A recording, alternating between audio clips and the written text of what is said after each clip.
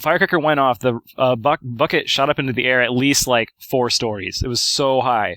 And of course, the water shot out and everything, and there's this huge hole in the bucket, and it was my grandma's bucket, and she was like, "That's my favorite bucket. I've had it for like 30 years." And so we felt bad. She got all sentimental, but it was pretty cool.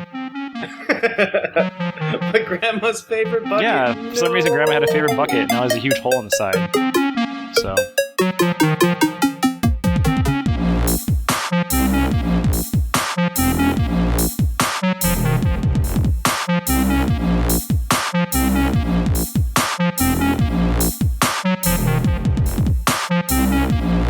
Alright, welcome everyone. You're listening to episode 20 of the recurring Bosscast. I'm Jett from SplitKick.com. With me is Jason from Inside Gaming Daily and Slick Gaming. How's it going? I'm doing alright, and notably absent, though he's probably doing super awesome right now, is Matt. He went on vacation last minute to the Bahamas just because. Him and his jet-setting lifestyle just said, you know what, I'm gonna hop on a plane and just chill with Diddy at a water park. Yep. I mean, that's what I would expect from him. Nothing less. Nothing less. Yeah, just stalking his Facebook, and he's like, yeah, guess who I met at the top of a water slide? Puff Daddy. That's insane. I know. Just crazy run-ins with multi-millionaire hip-hop entrepreneurs and stuff. I wonder if Matt had to go and get him cheesecake and cross the bridge. Did you ever watch Making the Band too? Oh, I feel like I did, but that's an old one, so I'm not sure if I remember. AKA the greatest reality TV show of all time? Yeah, wasn't that Puff Daddy's show or something? Yes, it was. Top 5 rappers of all time? Dylon, and Dylon? No, you've lost me. All right. It's too long ago. But yes, Matt is hanging out with Diddy in the Bahamas, which means you are the only constant on this show. Oh, yes, I had perfect attendance. Okay, so we replaced you with the paper shredder, so what in your room are we going to replace Matt with? I have a humidifier in my room that looks like an owl. Oh, see, Matt's very wise, like an owl, so I think it fits. It's staring at the ceiling right now, but wise nonetheless. It is maybe just putting on a sort of stupid-looking face in order to make us not think that it's actually as smart as it really is. Humidifier Matt, I like it. The Mattifier. Yeah, disguised as an owl. It has a really funny belly button. The actual knob to control the level of steam coming out of it, looks like an Audi belly button. That is incredibly awkward. Do owls have belly buttons? I don't think so. Well, this one does. Matt does. Matt the owl humidifier thingy does. Naturally. Now, I'm curious what you're going to replace me with if I have to miss a show. You got a humidifier and paper shredder. I'll be like a power outlet or something. Only time will tell. Do you have any plans of disappearing in the next little while? Oh, wow. You know what? Actually, I think I will. In 2 weeks, I'll be in Indiana for a wedding. I didn't even think about it until just now, so I don't think I'll be able to record. Oh my gosh. So, yeah, I might be gone, but I'm going back home in a few weeks to be in a friend's wedding, and I'll be visiting, I guess, one last time for a while, and that'll be cool. But that's really the only plans, because everything else in my life so far has been kind of just work and then Animal Crossing consuming my life. What a coincidence, actually. I just wrapped up my duties as a groomsman for my cousin's wedding. There you go. It's been a really crazy last few weeks with rehearsals and tux rentals. Actually, a week before, I tried on my tux, and the jacket I got was just a bit too short, and my pants were way too big. Oh, no. The pants size was about 6 inches too wide. Good lord. So I had a really skinny top and really fat legs. So I joked that I would be doing a lot of ab crunches to fit in the jacket and a lot of squats to fill out the pants. Yeah, that is like my fear, that I'm going to get there, get my tux, and the wedding's 2 days later, and just, it's not going to fit at all, and I'm going to be embarrassed. So yes, make sure that you try it on as early as possible. Yeah. Duly noted. I actually am kind of nervous. I'm really worried. Maybe I got too fat, and now it's not going to fit. So are you just a guest at this wedding? Not just a guest, but a guest at this wedding, or do you have other responsibilities as well? I'm a groomsman, so I'll be standing with, the groom. Oh, I don't know okay. what task he's given me yet, so because I'm so far away, so it kind of stinks. But I'll help out however I can. You will pose in a lot of photos. Oh yes, I was the best man in my friend's wedding about 3 years ago, and oh my god, there's so many photos. But it's worth it, because I look back and it's really nice. Mm-hmm. But I remember Andy's wedding 3 years ago was so hot. It was June like 18th or something, and man, it was just scorching that day. And we were sitting outside, and it starts to rain, and it's so humid. I just hope nothing is like that this time, because I know this wedding coming up is also outside. Well, fingers crossed to you Yes. on that one, and congratulations to my cousin, and I guess my cousin-in-law / his wife on their beautiful wedding. Nice. Was it in Las Vegas? No, it was not in Las Vegas. Was it that cousin, though? Yes, it was that cousin. Oh, cool. What else have you been doing besides the wedding? Anything else, or? That has consumed much of my life. Yes. So not really. It's your much to Animal report Crossing. on that. Gaming has been a little weird for me just because my schedule's been thrown off with everything else going on, but I've played a little bit of The Last of Us. Oh, man, I still haven't even played it. Yeah, I think I've gotten over a lot of my gripes that I voiced on the last episode. I think I'm still not in love with it mechanically, but the story stuff is definitely getting a lot better. Nice. That's good. I heard the ending is, like, wild crazy or something. No spoilers. No spoilers. I wouldn't know. I just hear people saying, like, oh man, that ending! Yeah, exactly. Whatever that might be. According to the game, I'm 70% through. Oh, so by next time you'll be done. Hopefully by next time I'll be done and I can definitively say what I think. Right now, I don't consider it a game of the year contender for me, but it's still not too late for it to turn itself around. Right. The ending could be so crazy. Yeah. Changes everything. Mm-hmm. And the other thing I've been playing is Samurai Showdown 2 on my iPhone. Okay, I'm interested how that works. So, SNK is not new to putting out iPhone fighting games. They put out the King of Fighters 13 iPhone games. There's 2 different versions of them, and they're both excellent. Yeah, they're not bad. So, I think that and Street Fighter 4 Volt are the gold standard for iOS fighting games. And I was kind of hoping that Samurai Showdown 2 would meet that same standard because SNK has already proven that they can do this. Mm-hmm. And no. No, they didn't do it on this one. So, I mean, as a port, it looks really good. The graphics kind of hold up from what I remember of Samurai Showdown 2. I didn't really play it in the arcade, but I played a lot of it on the 3DO. Yeah. Wow. That's you had a really 3DO? odd. No, I did not. Okay. I used to frequent a mall that had a 3DO on display, and they had Samurai Showdown 2 on there a lot. Interesting. So they chose, like, the one good game for that system. They also had Street Fighter 2 Turbo on there. Oh, yeah, that's true. But we'll talk about that later. Alluding to the podcast topic of the week. Foreshadowing.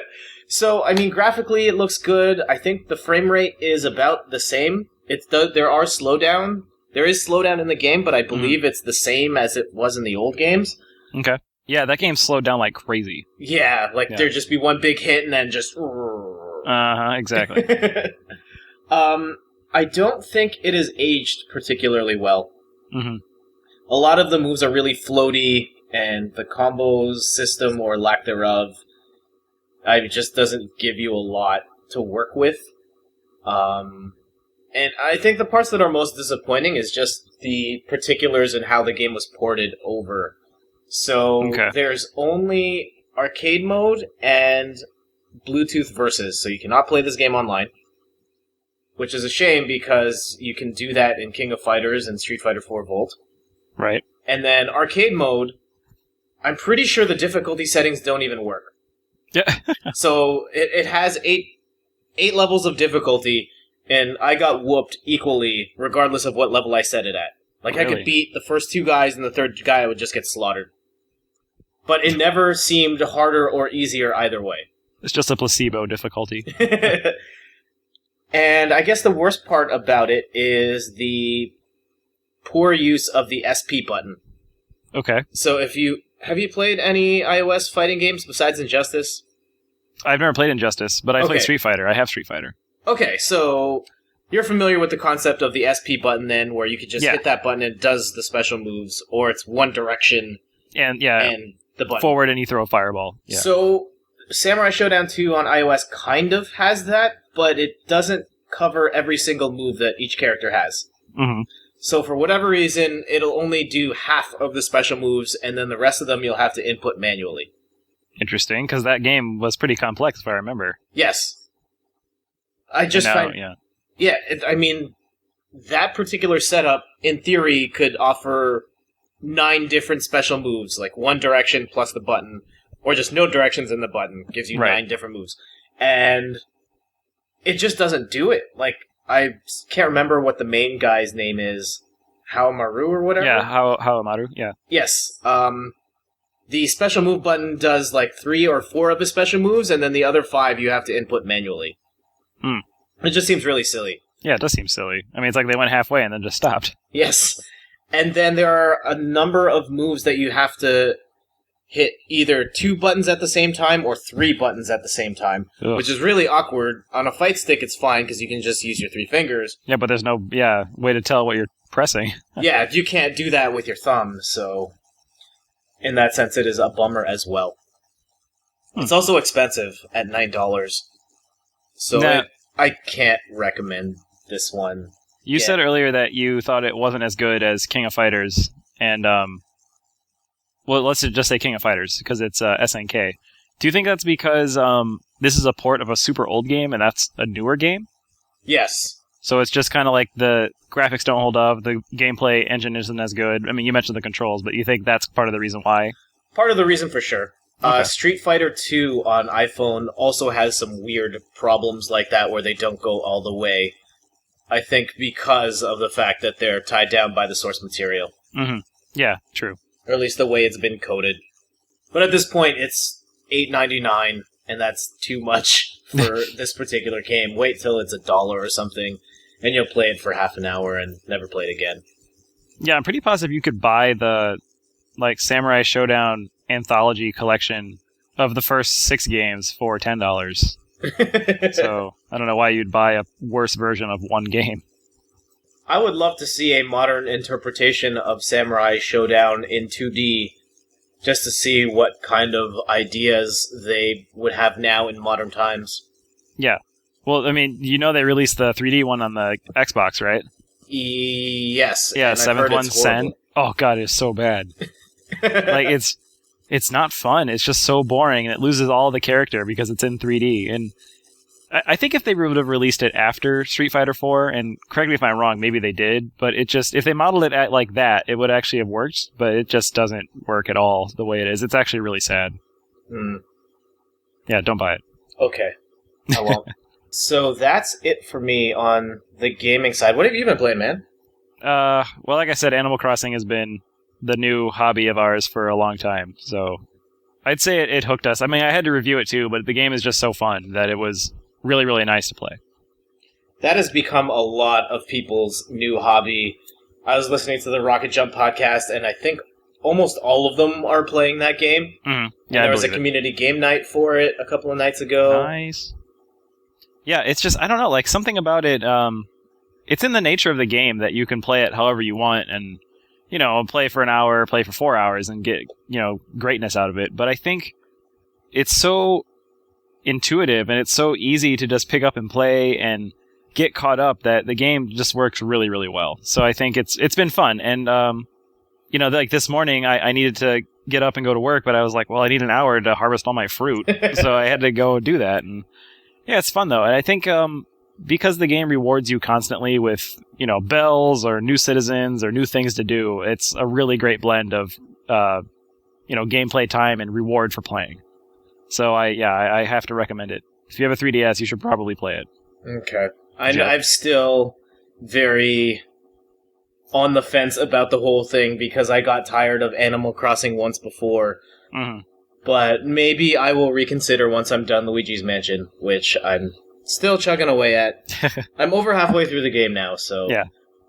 Yeah, I would definitely recommend. I mean, it's really fun, and I don't think the multiplayer is, phenomenally great, but it's pretty fun. If you have friends to play with, it's much better, because you can enjoy the game more by doing things that you couldn't otherwise do, or getting items you wouldn't otherwise have. And there's Nintendo items, which is pretty cool, so... I think yesterday I got Metroid or Samus Aran's pants, so I need to find Nice. a top. Yeah, I'm looking for links though. You can get the Twilight Princess outfit and hat, and I want that. That's so pretty it's sweet. Cool. Yeah. Have you been playing The Walking Dead 400 Days? Oh no, I want it. I need it. By the time people listen to this, I think it'll be out on everything, but as of right now, it is not on the platform that I played the old ones on, so I will wait. Yeah, I played on an Xbox, so I'll wait. I definitely want it though, and I probably will get it just on a day where I have nothing to play. I'll probably download it and run through it. I assume it's something you can do in a few hours. It's just another episode, isn't it? Yeah, it's just one episode. Yeah. I am super excited for it though. Yeah, maybe we do it as a topic of the week if Matt played through it by then as well. Definitely. That would be a good one. Alright, so if you haven't been playing The Walking Dead, what else have you been playing then? Well, I just started playing Project Cross Zone, Project X Zone. The, Namco Bandai, Sega, and Capcom crossover mashup game. Quick review, it's entirely fan service. So, if you like those, it's not bad though. The story almost seems like it's juvenile fan fiction so far, but I haven't really gotten far in, because it's really just we're in the Tekken world, and oh no, there's Dural from Virtua Fighter. How is he here? Whoa, time portals are opening everywhere and sucking people in. What? We're all in one world. And that's really what it is so far, and it just seems so basic, but for a game that features Street Fighter characters and Mega Man and Virtua Fighter, I guess I couldn't ask for much, but it's fun. And the real issue is that there's nothing to really do. You get into a battle and you can either hit A, hit left in A, hit right in A, hit L, or hit R, and then stuff happens on the screen that looks really cool, but you don't do anything else. So, I get that this is some weird mashup game between Capcom, Sega, and Namco, but exactly what type of game is it? It is most definitely a strategy RPG. Okay. So, you actually, when the fights start, or the battles, there's a grid that you have to walk across, and, you travel so far, and then you enter a fight, or you can use an item or defend. So, it's very similar to the Devil Summoner series, if you played those on DS, 3DS, things like that, or even, Final Fantasy Tactics in a way. And it's neat. It's kind of funny because the characters interact with one another. So, Ryu and Ken will be together, and they're like, "Hey, we're all chums and buddies." And then they see Jin Kazama from Tekken, and it's kind of funny because they're like, "Oh, we haven't seen you in so long," and it's because they're referencing, Street Fighter Cross Tekken, which I thought was kind of clever. They did that. So those are pretty cool. So if you know the source material, it's really great. But then if you don't know the character, you lose everything. So there was this one cowboy guy. I didn't know who it was. And so he's talking to someone else, and I'm like, I don't know who you are. And so the story wasn't nearly as fun. But then Jetta showed up from Darkstalkers, and I was like, oh, cool. And so, yeah, it's fan service. That's really disappointing. Project Cross Zone was one of my most anticipated games on the 3DS, and watching the trailers for it made the combat look super crazy. And I think it still looks crazy, but if the combat is as basic as you say it is, where you just kind of hit a couple of buttons and it does the rest. Mm-hmm. Well, that's definitely what it is now. I mean, I've only played, because something came up, I only played for an hour, but that's what it is, and that's what the demo was. And, the demo's free, and I imagine that's pretty much all you do in it, really. Mm-hmm. But, I mean, there is some intricacies. You can cross over, and that's when you attack someone, because you attack in pairs. So, Ryu and Ken are together, and say I'm attacking Jetta, and then next to me, one of my ally units is Mega Man and Zero. If they're there, I can cross over with them, and they join the battle too, and you can do extra damage. And certain characters deal damage better with other characters, and yada yada yada. So it's a bit of depth, but yeah, it's pretty much you just press a button and stuff happens. All right, maybe then I'll wait for it to go on the cheap if it ever does. I kind of have the feeling that this is one of those games that each store gets 2 copies of, and it'll sell out immediately. I strongly agree. I think that's exactly what it's going to be. The hardcore Japanophiles or otaku or whatever the term is. Mm-hmm. Mm-hmm. Yeah, it's a game for them. I mean, if you know everything, like all those characters from every single game, then definitely buy it because it'll be worthwhile. But even if you're missing a few, it's going to be like, this is really a lull, and you'll move on and not be happy. All right. But anyways, there's Street Fighter characters in it. Speaking of Street Fighter characters, EVO is coming up this weekend, so if you're listening on the day the show comes out, EVO is taking place from... Oh, hold on 1 second. I'm hitting the wrong button on my mouse here to pull up the calendar. It's happening from Friday, July 12th to Sunday, July 14th. Biggest fighting game tournament in the world. They are playing all sorts of different games. But for this episode of the Bosscast, we're only going to talk about one. And it's the one that matters the most. The one that matters most, yeah. Yes. So we are talking about all things Street Fighter. Yeah. So, Jason... You need to insert the Guile theme right there. Let's, I guess the best way to talk about Street Fighter is to start from the beginning. Although, Who started from the beginning? Yeah, Street Fighter 1. I don't recall ever seeing or playing Street Fighter 1 as a kid, and I think in my lifetime I have maybe seen one Street Fighter 1 arcade machine. Wow, nice. That would be awesome. It might have I haven't even seen that. I don't think it was an official Street Fighter 1 arcade machine. I think it was one of those bootleg machines that had a whole bunch of games and they had a Street Fighter 1 ROM. Yeah. But I've never seen it either. Have you played the original Street Fighter? I have. It's on some sort of compilation disc has the first Street Fighter. It might be like Capcom Classics Collection Volume 2, maybe. But it's on there, and it's, silly. I don't know. It's not, and nothing is similar to the other games, so no. It's a little weird. It's very much like the early fighting games, like Yi Are Kung Fu and Karate Champ. It's just very primitive. It is, and you know what? I mean, primitive in terms of gameplay and graphics at the time is kind of not quite true, because I guess it was advanced, but now it's definitely bad. And it's just because it's compared to Street Fighter 2 that it looks so bad. So they did have some revolutionary things going on in that game, such as it did have light, medium, and heavy punches and kicks, which you may have had to input by punching the machine.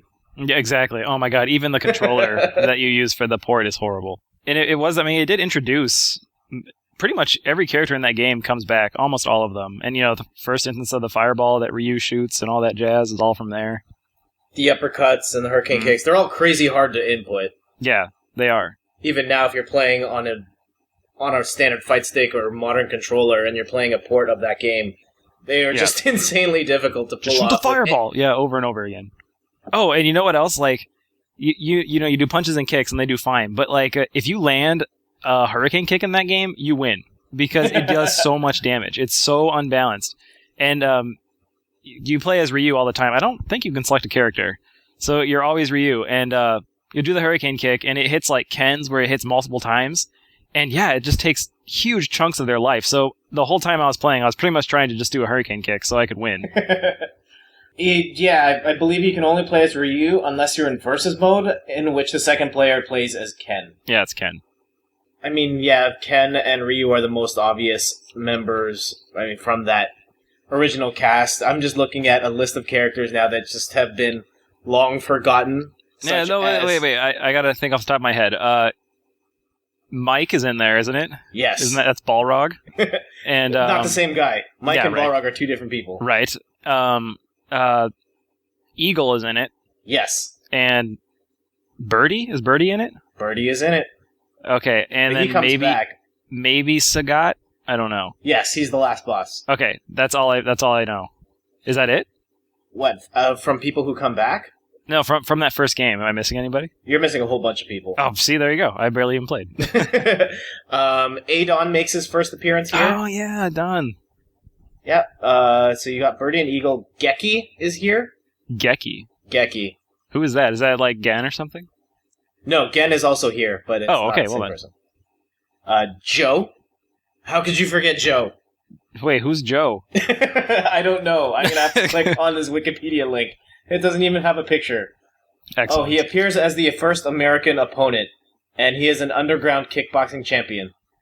Wait, isn't that like Joe Higashi from Fatal Fury or something?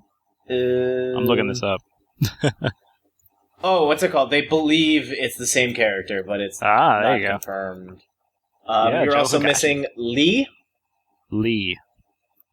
I don't think I know and Lee. Retsu. Who the hell is Retsu?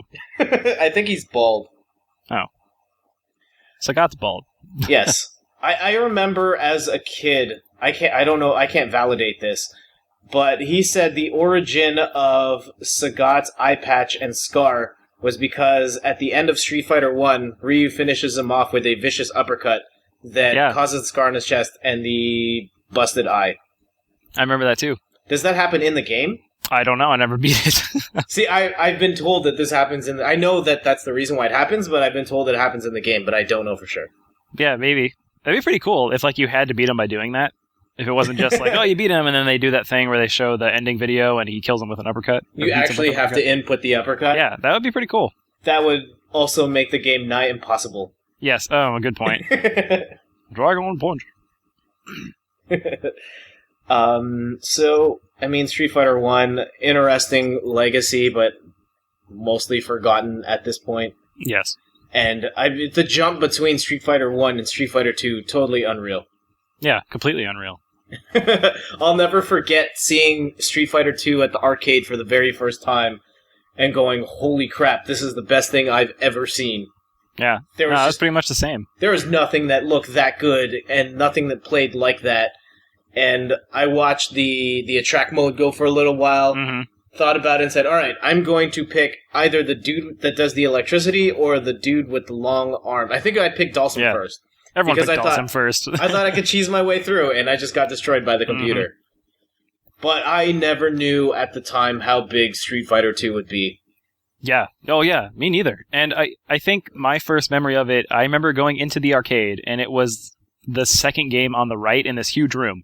And it was the first game I remember having a line to like play the game. You know, people were waiting in line in an arcade to play it.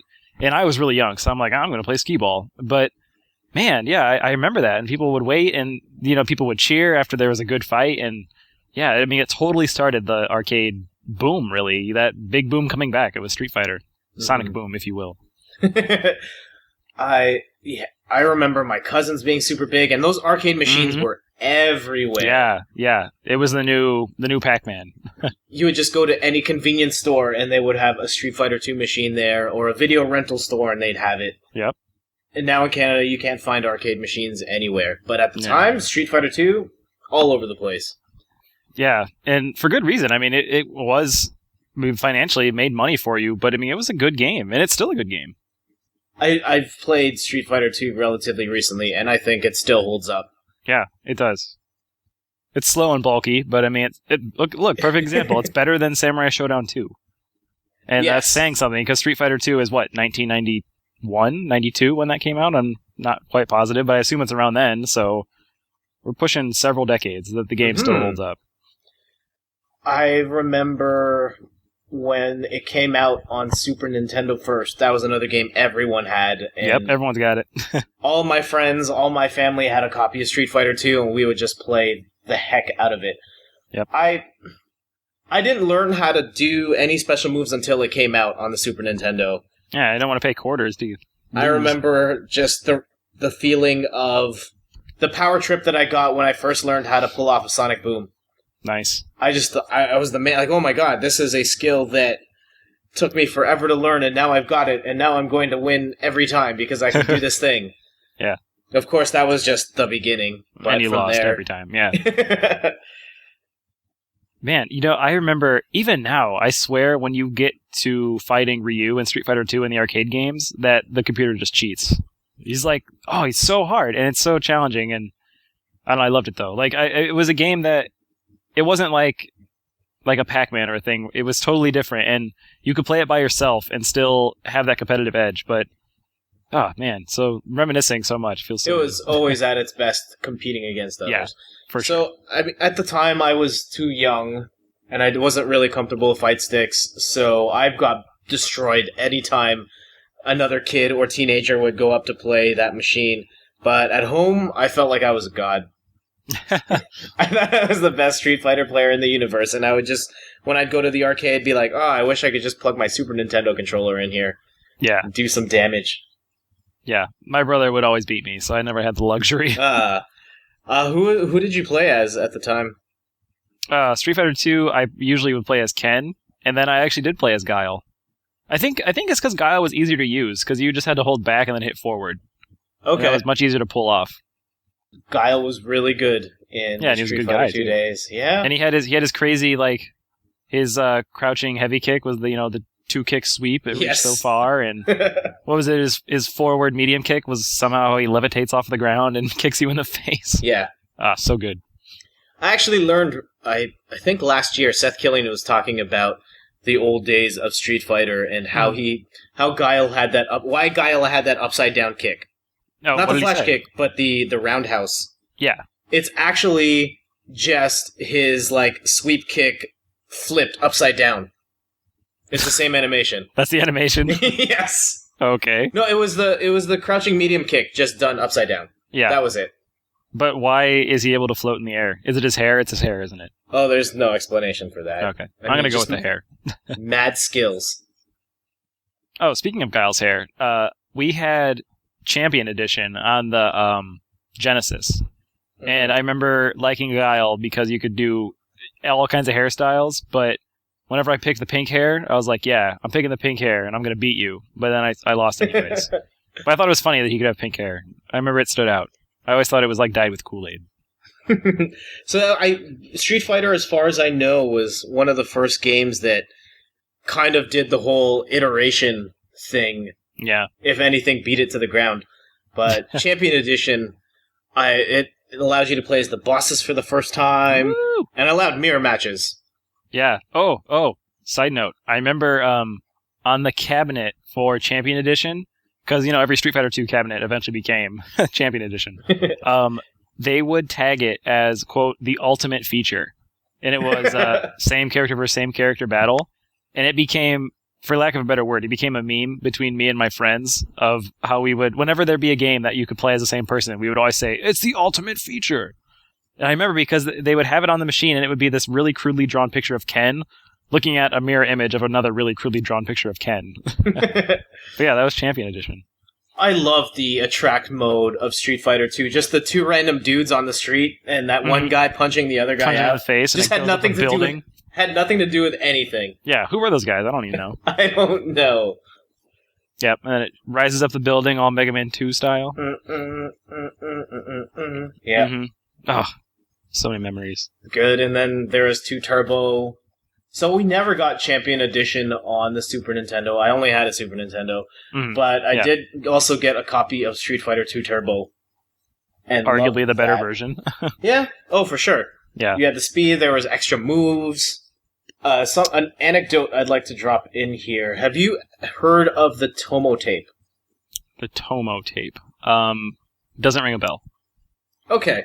So, in the early 90s, around the time Street Fighter 2 came out for Super Nintendo and the Genesis, Capcom released a tape, a strategy guide video, featuring Tomo Ohira, who at the time was considered the #1 Street Fighter player in the world.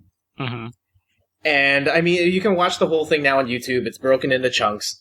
And you can watch it because it's got really funny hairstyles and just way too much tood and neon. So neon it's in the clothing. 90s, basically.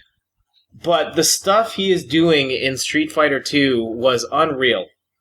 Like, the blueprint for all strategies in fighting games now, that guy wrote the book on 20 years ago before anyone knew what to look for.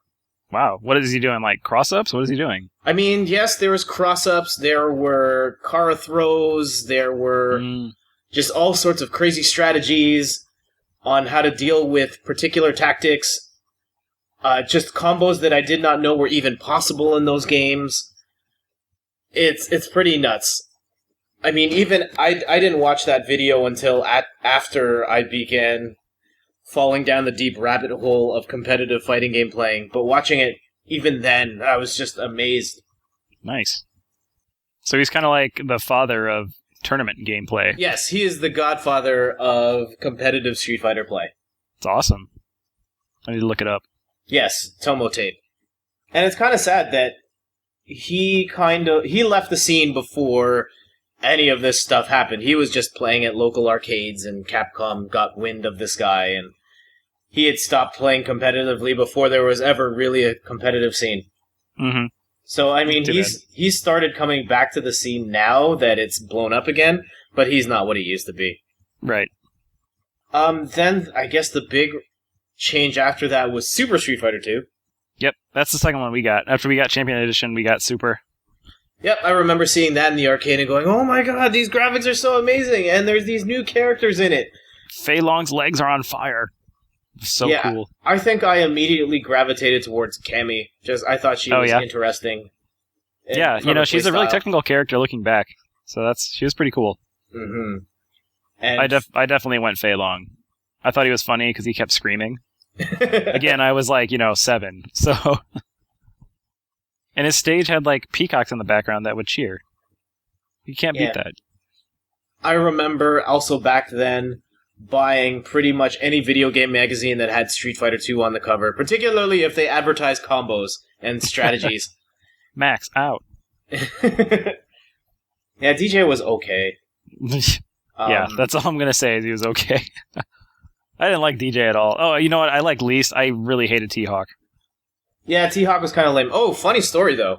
In Street Fighter 2 Turbo, so that game is probably the oldest fighting game that is still in rotation competitively. Yeah. People still play tournaments for that. There was a tournament for it at EVO last year. There will be a side tournament again for it this year. In the last few years, people have discovered some tactics with T-Hawk to make him top tier. Really? Yes. What are they doing? It's got to be throws, I assume. There is a crazy option select where if he is close enough to you to hit you with a crouching light punch, whether you block it or hit it, he will immediately get you into the tornado throw, no matter what. You can't escape it. That seems terrible, actually. I mean, there are all sorts of wacky things that people have found in Super Street Fighter 2 Turbo, but people still love it as far as a competitive game. I think Street Fighter 2 Turbo was the last fighting game I played not really seriously, but played before I kind of fell off the fighting game scene. Really? Yeah, I'd say it was my first of many. So that was my leaping point. Yeah, it was at the point where everyone started playing as Akuma at the arcade, and I didn't know the code, or I knew the code, but I couldn't pull it off, and I would just get smoked. Mm-hmm. Yeah, well, it was unbalanced. So I can see how that would turn you off. And there was a whole bunch of other reasons why I kind of stopped playing fighting games there too, but... So... Of the Street Fighter 2 games, which one was your favorite? My favorite was probably Super. Because I think that's probably the one I played the most. Okay. And I think the best one, though, was probably Turbo. I guess maybe you could do Super Turbo, but I never played it. But yeah, I'd say of the ones I played, my favorite was definitely just Super. In hindsight, I'd probably say Super Turbo, but at the time I probably would have said Turbo as well. Mm. It was so refined. I mean, it was everything you needed, really, to play that game flawlessly. Chun-Li got a fireball in that game. Hadoken. Yeah, it was pretty awesome. Chun-Li, one of the most influential video game characters of all time. Original girl power. Oh, come on, you got Samus. Oh, yeah, that's true. But at least everyone knew Chun-Li was a girl, even with the thighs. But I guess one of the big things, and why I can't speak for an entire gender of people, but Chun-Li is still popular today among females because she was never presented as being weaker than anyone else. No, not at all. And in certain games, she is really, really good. Yeah. I mean, even in 4, when people pick Chun-Li, I'm like, man, because I know it's going to be hard. She's cool. That wall kick was pretty awesome in the arcade. Gets caught in the corner? Nope. Over your head. Oh, who did I hate at the time? What was the cheap stuff? I hated people who would just mash out the 100-hand slap. Oh yeah, Honda. Oh yeah, that's true. Yeah, I really hated. I hated computer Blanca. He would always get me. Like his I can't think of the name, but when he would go into the ball and just go across the screen or bounce up, I swear they like predicted that I was gonna jump because like no human could react that fast. Yeah. I hated Blanca. That was a common thing. I hated M. Bison. Who else did I hate? I hated people that would spam tigers with Sagat. Yeah. I mean, you could beat them, but like, yeah. Even as a kid, I knew it was cheap. Come on, man. All right, which came first? I guess we're moving away from Street Fighter 2 a little bit. Mm. Which came first, Street Fighter the movie, the game, or Street Fighter Alpha? Oh, I have to look it up. I feel like Alpha might have been first. Let me check this out. Max out. Hey, Yeah. DJ was in the movie. So wait, did you play Street Fighter the movie, the game? I've played a little bit of it. Okay. I actually own the copy. Nice. That was a really weird reactionary move to Mortal Kombat, Yeah, big time. and it was terrible. It was. It was god awful. Interesting story. Oh, look at this. They were released the exact same month. Oh, Street Fighter Alpha and Street Fighter the movie, the arcade game, the arcade version. Yeah, both June 95. crazy. If Wikipedia is correct. Let's talk about the movie. Because the movie, I'm pretty sure, came out before Street Fighter Alpha. Captain Sawada has the best super move of all time in any fighting game ever. Exclusive. Only in the movie. That's the one where he just puts his hands above his head and then slides across the screen. Yes, it's so wrong. I think it's funny that. Okay, well, I guess background for Street Fighter the movie, the game. Clearly, it was based off of the movie Street Fighter the movie, which was awful, and let's not talk about that at all.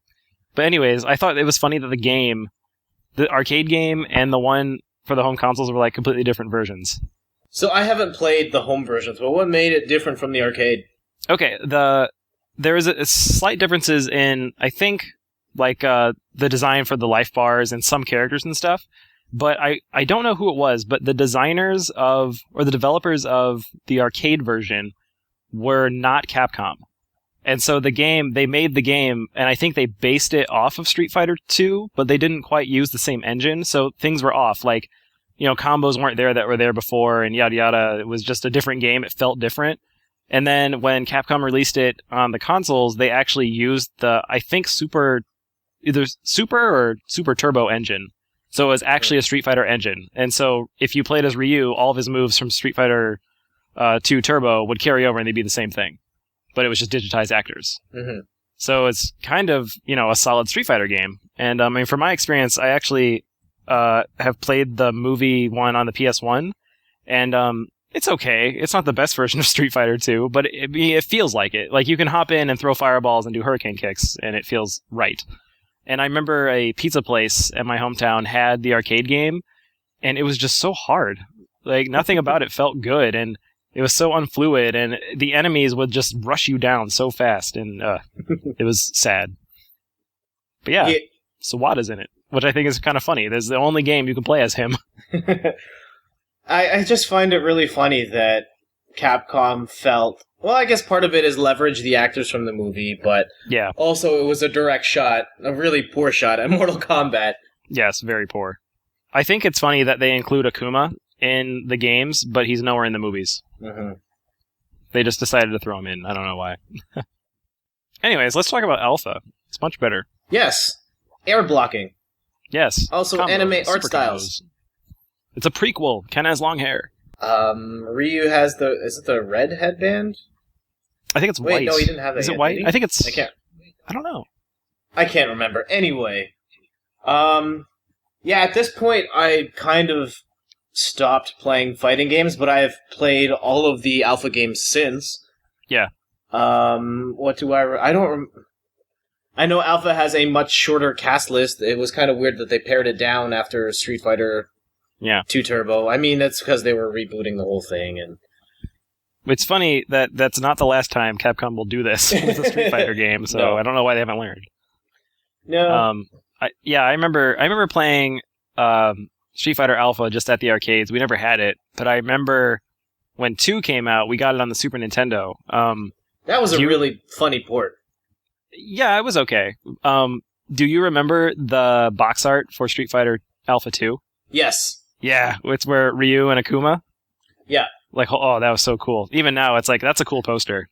And I mean, if in anything else, it really made you just want to play the game. Because you're like, oh yeah, I can beat him. And yeah, right on the box. Yep, I remember that port vividly because the Nintendo 64 was already out by then. Mm-hmm. And here Nintendo and Capcom were putting out Street Fighter Alpha 2 for the SNES. And I just got to thinking, man, this can't run all that well on the Super Nintendo. Yeah, and it didn't. It didn't. At the time, it was also $100 in Canada. So, wow. Yeah. Jeez. I mean, pricing for games. So, I mean, there's another interesting point. Super Street Fighter 2 in Canada cost $100, as did Alpha 2, as did Mortal Kombat 3 and Ultimate Mortal Kombat 3. So I think any 32 meg cartridges came out at $100. Wow. The most heinous prices were in the Nintendo 64 era, where certain games on the cost $130. That's crazy.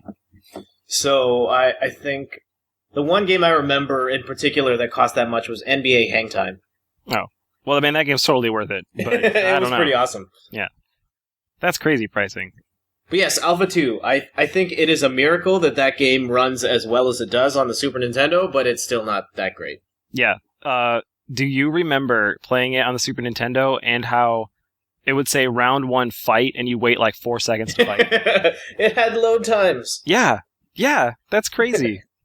I remember it in my head, the announcer and his voice, like, round 1 fight, and the game would freeze. And I knew it would be 4 seconds, so I don't know, you had to deal with it. Didn't happen in any other version, so... No. Yeah, I don't really remember... Like, I've only played a little bit of each game in hindsight. I think if you were to go back now, definitely play Alpha 3. Oh, yeah. Best one. Easily the best one. Mm. Alpha 3 in particular was there was a milestone competitive gaming moment there where Capcom hosted the first international Street Fighter tournament with that game. Mm-hmm. And the grand finals for that, there's actually a really interesting documentary, a news story piece around it that you can find now, which features the grand finalists Alex Valle and Daigo Umehara. Oh man, they're starting out young. Yeah, they're both they both still compete in the scene now, but at the time they were both young teenagers. Alex Valle in particular, the entire time is just in a wife beater. Oh god. And yeah, those two guys took part in, as far as I know, the first official international Street Fighter competition. Yeah. Man. With Street Fighter Alpha 3. Yes. I would say that 3 is probably the best one, hands down, but I don't know. I think I played more of 2 just because we had it. But overall, I really didn't care much for the Alpha series. All right. I think it was lack of characters in the first one, and arguably the second one, definitely not the third. And I think the game was a little too, I don't know, fast for me. Maybe I thought that it was hard to understand. Whereas Street Fighter 2, you could sit down and you could play it and enjoy it, and anyone could kind of go. But I think with Alpha, it felt a little bit more technical, and maybe it was because of air blocking and super combos and all that. But I don't know. I didn't feel like it was as approachable. Oh, definitely. And I didn't like, and I still don't like, how they changed how certain moves worked. So not the inputs, but like Ken's Hurricane Kick is different than Ryu's. Mm-hmm. I think it's Alpha where he starts to go like up in the air, like vertical. And I thought that was, a weird choice, and I didn't really care for that. And I don't know, just those little tweaks, they didn't really sit well with me. Okay. So from Alpha then, sorry, I don't know, Skype audio is just being really weird. You're like cutting out a lot. Oh, sorry. No, I was looking at what was actually next to make sure it was 3. Yeah, not your fault. 3. I remember. Go on. No, continue. I remember Street Fighter 3 coming out, and at our bowling alley, they replaced some machine with a Street Fighter 3 machine. And the marquee, it was just the numeral 3. And it was the official marquee. It was like, we are so pretentious that all you need to know is just 3. And of course, no one ever played it. I mean, that was a really big, it was a deal. There were a lot of jokes about Capcom can't count to 3, and Yeah, exactly. finally here it is. Yeah, I would say Street Fighter 3 is probably the, 5th game to come out after Street Fighter 2? But yeah, 3. Going back to Street Fighter 2, jumping back. I've played Street Fighter 2 on the Game Boy. Oh, yeah, I played the portable one. It got ported. It was kind of weird. Kind of weird. A bit of a miracle that it ran at all. It wasn't very good, but I did. No, it wasn't. All right, Street Fighter 3. So I'm long gone from the scene at this point. The only one I've played is Third Strike. I think that game holds up really well. 3 or Third Strike? Third Strike. Okay, definitely Third Strike. Yeah. Third Strike, and that's within the context that I now play these games competitively and Right. am willing to learn the nuances of what this thing does. Yeah. The knocks that people have on Street Fighter 3, as far as I know, is that parries made the game very defensive, and the game is very, very technical. Are you saying 3 or the 3 the series? 3 the series. Okay. Yeah, I agree. I think parrying is amazing. I love parrying. But it definitely makes everything more technical. But at the same time, whereas I felt abandoned by Alpha, I think that 3 still makes the game very fun and approachable. Even though parrying changes pretty much everything. I thought it was a great addition. Mm-hmm. So now I've played a little bit of Third Strike when it came out for Xbox Live Arcade, and I just had a lot of fun playing that one. I mean, do you think that game was ahead of its time? Yeah, I'd say so. I think that's why it's back now and people like it. Mm-hmm. I think with the whole Street Fighter series, probably around Alpha 2 was when I really stopped. I didn't play much Alpha 3, and the Verse series was out around that time. I didn't play much of that. And then all of the 3 series I passed until I got Third Strike on the Dreamcast. And man, did that pull me back in. I would play Third Strike for hours every day, just by myself, just trying to get better. And it paid off. I mean, eventually there were little local tournaments I know I'd compete in, and I think I won one of them. But yeah, I mean, I love that game. I think it was because it was so in-depth, Third Strike specifically, that it was really fun. It was a game that you could train at and feel like you were, progressing towards a greater goal of being awesome. Mm-hmm. What else could I... It's also gorgeous. Oh, God. At the time, it's those so nice. Animations? Yeah. Wow. It's so nice. And, I mean, today it's not as good looking, but, when, you're playing the game and you move as Remy, and then he, flicks his hair back, because it's in his face, that was pretty cool. And the way that Ryu's gi moves around when he shoots a fireball, awesome. Yeah, so many little touches to those graphics. Oh, and then Gil was he was a jerk. I cannot stand Gil. I don't know how I like Gil compared to Bison as a boss, but I would say that Gil, oh man, I don't know. The regeneration is horrible. Yeah, fighting against Gil is the worst. Yeah. What does he say? To mark my deity is to scar my DNA? Something like that. I would hear it every time, and I would play the arcade game, and I could always get to him, and then I would always lose. And I'd be like, yeah, I'm not going to beat Gil. So I wouldn't even bother to try again. I would just continue from the beginning. Who would you use in 3 or Third Strike? Third Strike, I play Akuma and a little bit of Ryu, but I'm not very good at either. Oh, yeah? Yeah. I started with, is it Remy or is it Ramy? I don't really know how to pronounce it. I believe it's Remy. Remy, yeah, okay. I started with him, just because I liked Guile. And then from there, I moved on to Akuma, and then I started going full-on Ken. Top tier. Third Strike Ken, I'm saying, he's got to be the best. The best Ken they made. Top tier, exactly. Yep, top tier. Also top tier in that game, Yun and Chun-Li. Chun-Li is so hard in that game. She is, if you're playing the right person as Chun-Li, you've already lost. This is a Fist of the North Star moment. You're already dead. So, yeah. Competitive gaming-wise, Street Fighter Third Strike, also the moment of the single greatest fighting game moment of all time. I could probably quote that whole video. I watched it so many times. I still get... Yeah. Oh, man, I have goosebumps right now. Yes, yeah. the classic Daigo parry at Evo, I think 2004? Yes, yep. Legendary. One of the legendary. Greatest feats ever pulled off in a fighting game, if not the greatest. Yeah, no, I would say it's... Okay, if it's not the greatest, it's probably the most well-known. And if you want further proof of that, I'm pretty sure it's one of the things to do as a training lesson in the HD remake. Yes, it is. Yeah. Oh, and of course I did it. You gotta do it. Oh, it's so cool to do. You actually pulled it off? Yeah, because I would do it on the Dreamcast. Wow. Yeah, because you can do the parry training, where you set it up, and yeah, I would just do it, and I would get it maybe once every 2,000 tries. But yeah, so that should tell you how amazing it is. I've not played enough of Street Fighter 3 to get a grasp on parrying, because the timing on it is so tight. Mm-hmm. So, I mean, there's a huge risk-reward there, and I could... Like, Ken's uppercut is 3 hits, I believe. I could never parry all 3 hits. I think it's like 1, 2, 3. I think it's off. Third hit is off or something like that. Mm. Yeah, but that's like... that's why I love the game. It's so technical, and you can... In my mind, with that parrying system, and why it was so cool, was that you could essentially play the entire game and never get hit. And that was pretty sweet. Well, then throws, I guess, could throw you off, but... You could tech those. You could tech them, yeah, but they're a little bit harder. I mean, it's the whole system, risk-reward, like you said. But I thought it was great.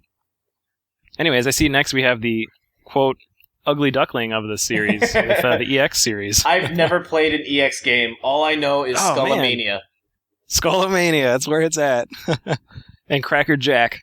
I've actually played all of them. They're actually not that bad. They get a really bad rap. So I would easily pick the X series over the movie any day. And I would probably pick X3 as the best one, and I might even pick X3 over Alpha 3. Oof. So I don't know. I think it's super underrated. It's not great. As far as fighting games go, Alpha 3 is a more refined and better fighter, but EX3 specifically is actually pretty good. So, I mean, the idea is that they took Street Fighter into the third dimension, so you can run around like in Tekken and stuff, which is very strange for the series, but yeah, so many new characters. I was really hoping when they released Super 4 that one of the little packs of characters was going to be a few characters from EX. But to no avail, I didn't get them. From what I hear, there are licensing issues around those characters. Yeah, I think that's what I heard too, which is too bad. Skullomania is probably the most well-known one, and I think he's a wrestler? Is he like a luchador? I don't know what he is, but... I don't know. He also has a really wacky super move. Yeah, he like dives into you, basically. Is that the one? I don't know, but then I think there's just a bunch of flat... He has like a really awkward Raging Demon type move. Okay. Yeah, I'm not sure which one. All I know is his super moves, he just dives through the air. Like, he literally like dives towards you, and that's one of his like special moves. Who else is in that game? There's Ryu and Ken and Chun-Li and Dhalsim and all those, but what is it? Is it Akira? No. Kairi. It's Kairi. Is one of the characters that would probably come back if they brought anybody back, and he looks kind of like Fei Long. If Fei Long was like older and had like white hair, that's how he looks. But he plays more like a Ryu and Ken. I mean, he was pretty cool, and he was probably the coolest character of the bunch. But yeah, it's the odd series. I'm still hoping that they bring someone back. Skullomania for sure needs to come back in a game. And last on our list, Street Fighter 4. So, I mean, at this point, I haven't played any real fighting games in over a decade, and here comes this one that's like, oh yeah, it's being hyped like, it plays like Street Fighter 2, and for me, that's all I needed to hear, because everything after that just got way too complicated for me, and I said, alright, I'll play this one. And then I played it, and I had a lot of fun. I played it like I played Street Fighter 2, and there was a pivotal moment in my life where that game became a lot more than that. It was Devastation 2009. It was one of the first major fighting game tournaments that was live streamed. And a lot of the big names now were there. Butex, Mike Ross, Justin Wong, Flo, Flash Metroid, and those guys were playing that game in a way I had never seen a fighting game played before. just completely pushing the boundaries of tactics and strategy and combos, and I just never thought that was even possible in a fighting game, or that the thinking behind it could go that deep. I would just throw fireballs and hope for the best. But no combos. I had some combos, but nothing to the extent of what I saw on that broadcast. And from that point, and cancels and super combo cancels and all that. Yeah. And from that point, that game's nuts. From that point on, I just said I want to be as good as those guys, and that's when I started down the very slippery slope. But you don't regret it. No, it's a wonderful fighting game. Still, the best of the modern fighting games today. What about Super? Yeah. What do you mean by Super Street Fighter 4 and Arcade Edition? Yeah. Yes, I kind of lump them all in as the same thing. I mean, they pretty much. Of course, there's balance changes and there's new characters, but it's not as dramatic as the shift between Street Fighter 2 Turbo and Super Street Fighter 2. Agreed. Yeah, agreed. I remember Street Fighter 4 when it was coming out. Super pumped. Like, by this time, I was out of fighting games again. Mm-hmm. And, man, I was totally on board. I was buying this day one, and I did. And I remember being so surprised when I went to, I think I got it at GameStop, and there was, like, nobody there. Like, no one else was buying it with me. And I was like, oh no, like, this game is going to flop. But then, well, I mean, they sold, millions? And now there's, we're still talking about EVO and being relevant and all these things. So it's the rebirth game, and that's great for fighting fans. Mm-hmm. It's still a lot of fun. It still has one of the lowest barriers to entry, but is super steep if you want to master all of its nuances. Yep. Great cast of characters. I never thought that I would main Rose of all people. Like, I immediately jumped to Akuma and thought, yeah, this guy's the best. But he's good. Yeah. Oh yeah, top tier character. But it just didn't work out for me. I got a lot more success out of the Soul Gypsy. Hate Rose. You're really good too as Rose. I'll give you that. Like, you're fantastic. But even so, like, even if it's someone not nearly as skilled as you, if they pick Rose, I'm still gonna be like, man, like, I just don't like her. She's so hard to play, and it's hard to read. I guess I need to play more to figure her out. She's a hard character. I think I first jumped into Ken because at the time I was still... The last game I played was Third Strike. Mm-hmm. But I think after that I started going with Abel. I thought he was pretty sweet. Which is interesting because I never really played a grappler before, but he was pretty fun.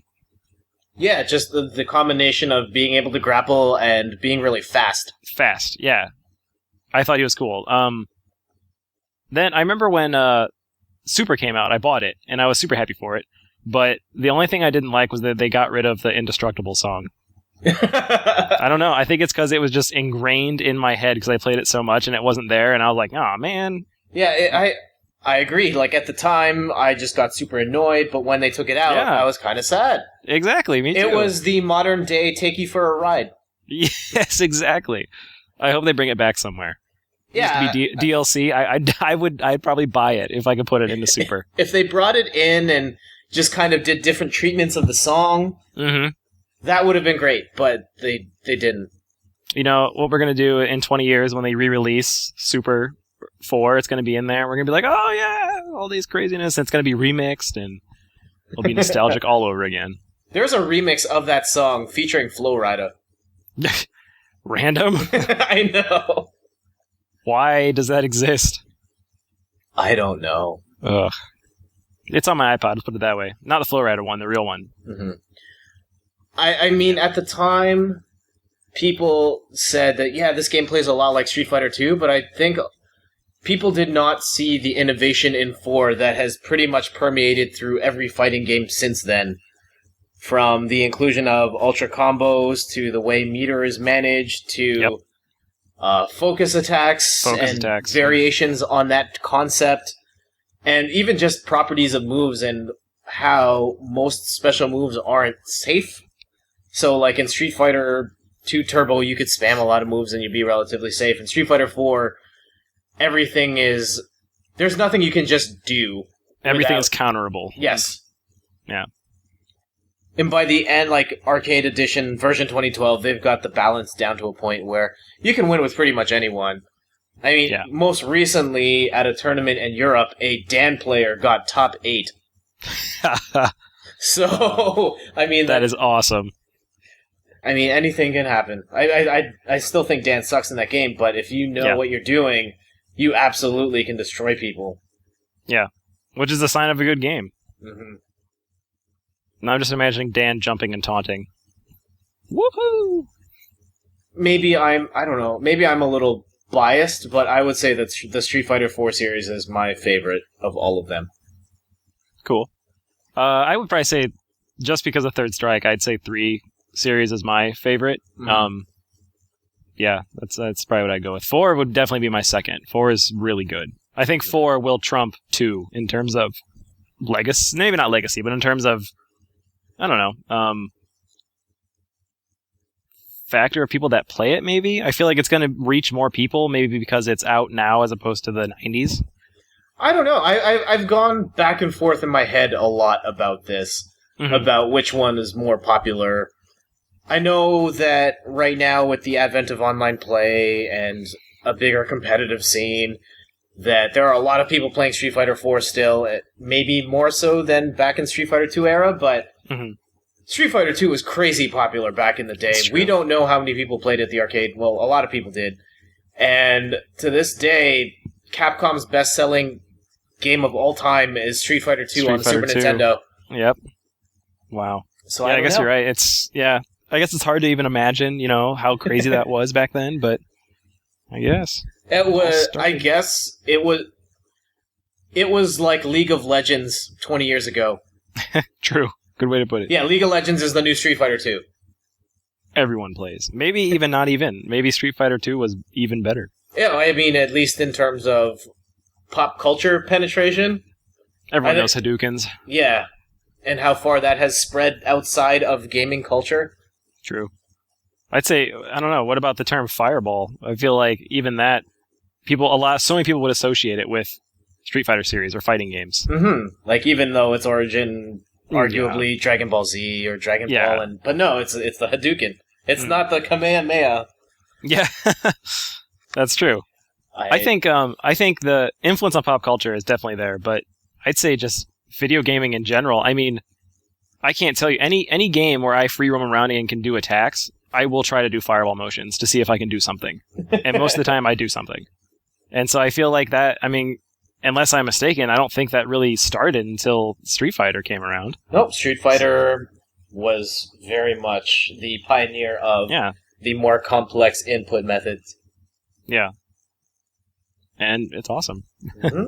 Future of Street Fighter. Go. Ooh, Street Fighter 5 on next-gen consoles, but don't hold your breath for it anytime soon. I am wondering if they're going to bring back something else besides Street Fighter. They being Capcom. Like a Street Fighter Alpha 4? That's what I was thinking in my head. Street Fighter Alpha 4. What about even like we'll go Darkstalkers 4 could be pretty cool. I wonder if they'll go that route. I am concerned that the poor sales of Darkstalkers Resurrection kiboshed any sort of plans Capcom had for a reboot. Yeah, I wouldn't be concerned because I'm pretty sure that actually is the truth. I think they said they were going to use it and it didn't quite go as well, which sucks. But, they'd probably just saturate the market again, and that's part of the reason why the fighting game, craziness died down. But I don't know. I think it's different times. What do you mean? In the fact that there are a lot of fighting games out now, but the community in general is more receptive to them. They're selling pretty well. The quality of the games across the genre is way better now than they ever were before. Mostly there aren't much in the way of cheap cash-in fighting games. I mean, everything from something as high-profile as Street Fighter 4 to as indie as Skullgirls. There's still a level of quality there that is way better than the vast majority of fighting games that ever came out during the 90s. Yeah, I can see that. They're actually games that I want to play. And the scenes around each game last so much longer because of online play.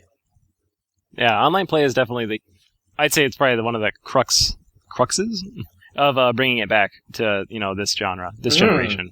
As I think during the Dark Ages, there was no online player. It was really bad, and when the arcades started dying out, it got really hard to compete in those games. But the scene died with it. Yeah. So, Street Fighter V, what do you think is going to be the allure to 5, besides being a new game? I don't know where they plan on going with it. Do they... If they wanted to get a little more technical with it, I think now would be a good time to do that. Yeah. Technical, how so? Like, more combos? More gameplay systems. Yeah. Maybe it doesn't sell as much, but the game would... I mean, there's probably a strong enough player base to keep that type of game there.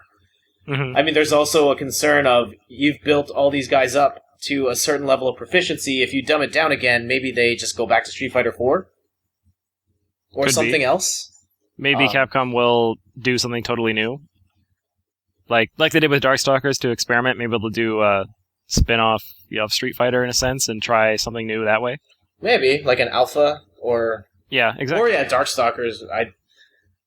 Maybe. From what I've heard... I can't think of anything that they could actually, do.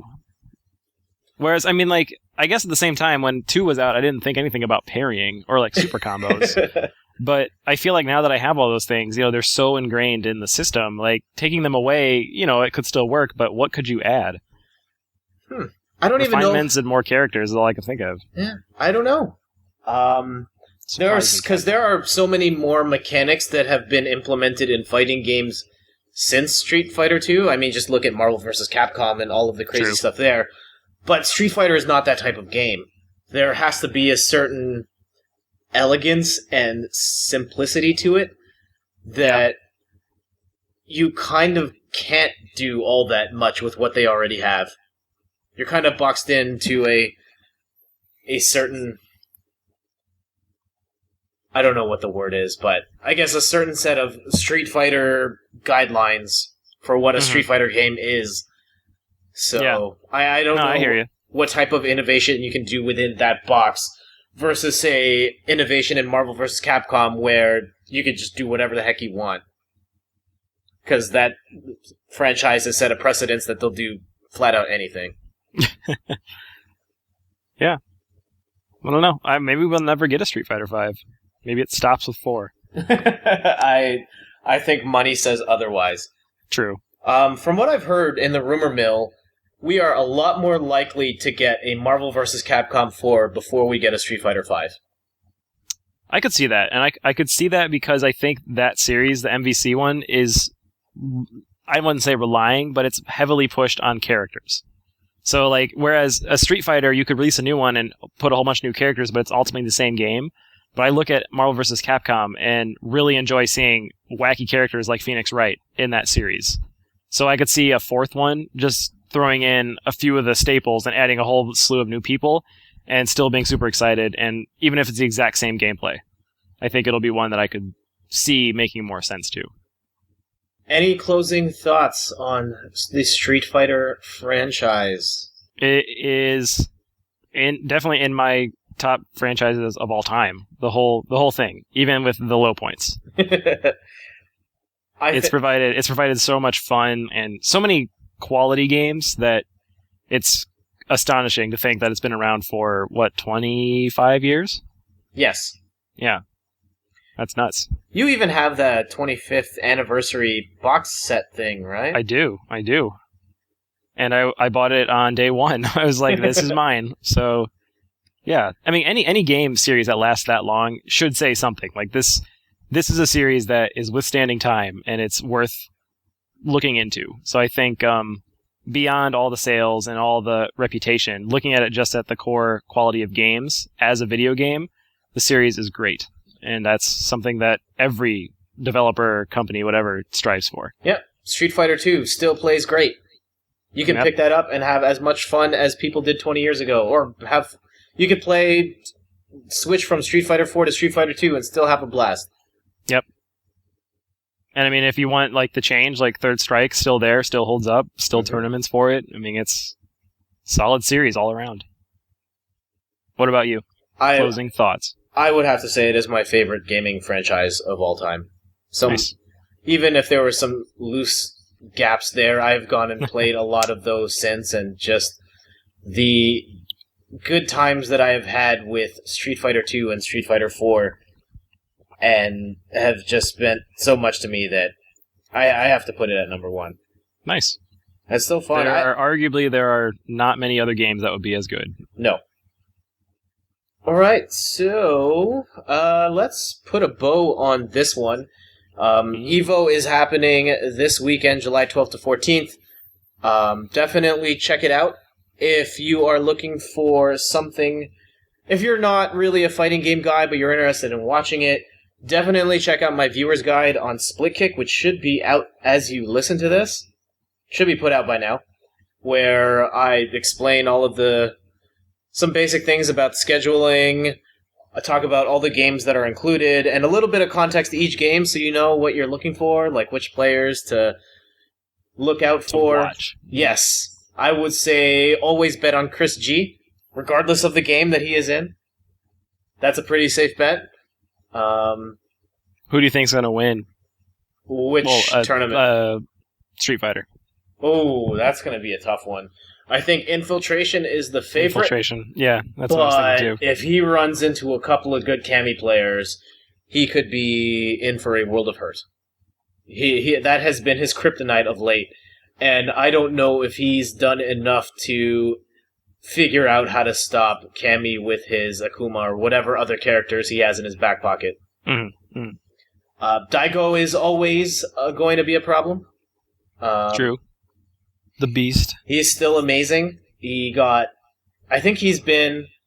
the first 2 Street Fighter 4 tournaments and then got top 8 at the last 2. Yep. He's due for a comeback. Yes. I would love to see Sako up there.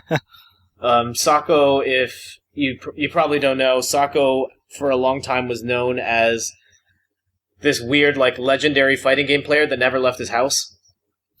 Okay. He was in particular very big in Vampire Savior, where he was the BB Hood player. There is a combo that is known as the Sako combo because he was the only one in the world that could do it.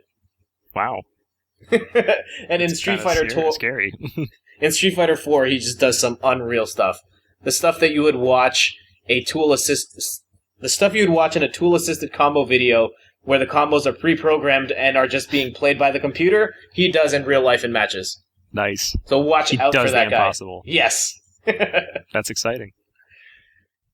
So, I mean, Infiltration's a safe bet. Also look out for Daigo. I think the dark horse that is going to do really good that people are sleeping on, Chris G. Oh, okay. I think of late he has grown into the best Street Fighter player in the U.S., even though that is not his main game. He's had multiple top 8 showings at the last 3 or 4 major Street Fighter tournaments, and has been the best American player. Yeah, oh yeah. What about Justin? Justin Wong? Can't count him out. I think his best shot of winning anything this year is in Street Fighter Cross Tekken. Okay. That could be his cup. I don't think he's got what it takes to win Street Fighter 4. He's come in second place at the first one, but I think certain people have surpassed him, and in Marvel, other people have surpassed him there as well. Definitely. But Street Fighter Cross Tekken, I think he's going to make top 8 for sure. Nice. Cool, we'll have to see what it is. Mm-hmm. We'll do a recap show. Maybe we will. I will definitely write up a recap as soon as the tournament is over. So that's what I've got going on. How about you, Jason? I finished my Animal Crossing review, so that should be up by the time you guys hear this for Inside Gaming. And I'm going to do a piece on my personal blog. Throughout the Animal Crossing game, you can take photos, like with the system. So I'll probably do a mini blog retrospective, I guess, of my first few weeks in my town. And characters say funny things, so that's just kind of what it's like. And just a little fun story like that, so that should be pretty cool. Outside of that, I also have still updated my Tumblr blog of all the arcade stuff. Mm-hmm. And you reminded me with the dates for EVO 12, 13, 14. I believe the 13th is a Saturday. and I will be at California Extreme. So I'll be there playing all kinds of arcade games and stuff. So look for that on my blog as well. That'll be a week or a week and a half off. I hope you kick some butt at a Street Fighter 2 arcade machine. Oh, I'm going to find one, don't worry. Or a Street Fighter 1 machine. If you find one of those that has the... I'll flip, yeah. The punching inputs, definitely take pics. Oh, I'm taking pics of everything for the blog, so it'll be fun. All right. Yeah, that's what's going on. I have no idea what Matt has going on, but... Well, he's probably hanging out with Snoop Dogg and Kesha and all his other his rapper friends. He's going to show up in the next Notorious B.I.G. music video. Exactly, yeah. Like, actually, when Matt said that story, I immediately thought of the video for Juicy, where they're all, like, chilling by the pool, and he's, like, dancing around in just shorts. Exactly. I imagine that's what Diddy was like when Matt met him. Yeah, they all have big cigars and... Yep, Super Nintendo, Sega Genesis. When I was dead broke, man, I couldn't picture this. Anyway.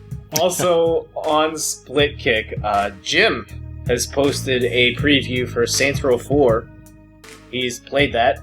I think he played that at PAX, maybe he got a more recent build, I don't know. But he has played that game, and that is coming out soon. I still have a sealed copy of Saints Row the Third sitting on my shelf that I have to get around to. I've still not played Saints Row 1 nor 2. Okay, I played the demo. I played the demo for Saints Row 1 and thought it sucked, so I did not play any of them since. But I hear Saints Row 3 is great. Yeah, I heard the same.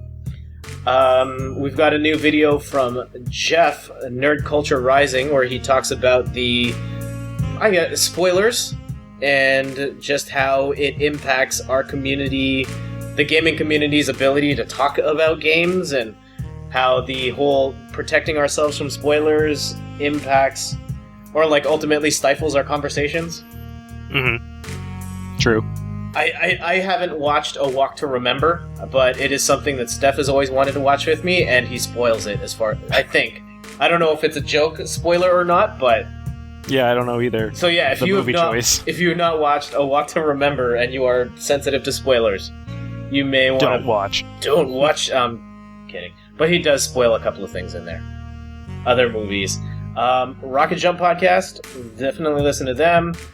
I was listening recently, I think it was episode 102, and they just they talked a lot about Animal Crossing on that one. So good. They also made mention of my terrible singing and my okay guitar playing on their Rocket Jump 100. To be fair, I prefaced my performance by saying that I am a terrible singer, so I don't take any offense to that. That's fine. It evens out. Yeah. Also, there is a Team Fortress 2 community game night scheduled for, I guess by the time this is out, July 8th. So, if you are listening to this as soon as it comes out, there's a game night tonight for Team Fortress 2. So add a whole bunch of Splitkick people on your Steam accounts and go nuts. Yeah, subscribe to us on iTunes. You can email us at bosscast@splitkick.com. And you can reach us on Twitter at Matty Lang, at Jay Jasicki, at Jay Landicho, and at SplitKickCom. You got it right this time. Whew. That was a really long outro. Yeah. I'm running out of breath here. Jason, you want to wrap it up? No. You do it. I'm afraid. All right.